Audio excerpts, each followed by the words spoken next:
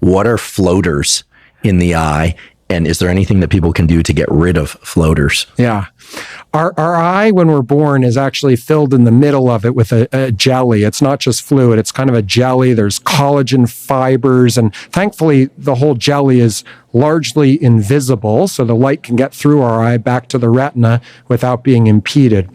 As we age, those different fibers and gels shrink and contract, and they peel off of the back of the retina, so there's just in the middle. Now your eyeball doesn't shrink because it fills in with fluid, with salt water, basically. But the gel part shrinks, and as it shrinks and also peels off the retina, it can pull off kind of little tiny retinal bits, not important to your vision bits, but just like little tissue bits. And also as it congeals, it kind of can get little concretions in the jelly, and we perceive those as floaters, little almost semi-translucent, or in some cases kind of grayish, blackish. Sometimes you get a big one if it peels off the edge of the optic nerve in the back of the eye, as happens. We call that a posterior vitreous detachment. You can actually see like a moon or a half moon floater in your vision.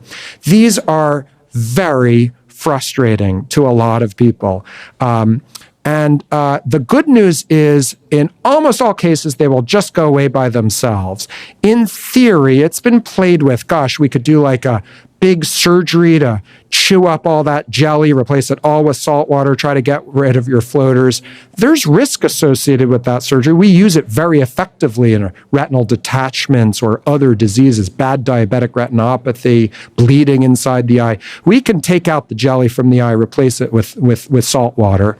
But that's not, putting patients through the risk of that surgery just to get rid of a couple of floaters or a few floaters that probably are going to go away over the next few months. I actually like to tell patients, it's nothing to worry about, just ignore them. And actually, if you stop focusing on them, your brain will actually start filtering them out. You'll stop noticing them if you can kind of not worry about them, be a little intentional about ignoring them in the beginning. And then they do actually go away. And look, some will go away, these 3 will go away, these 2 will appear. Eventually, you'll stop having floaters. Most patients will stop having floaters.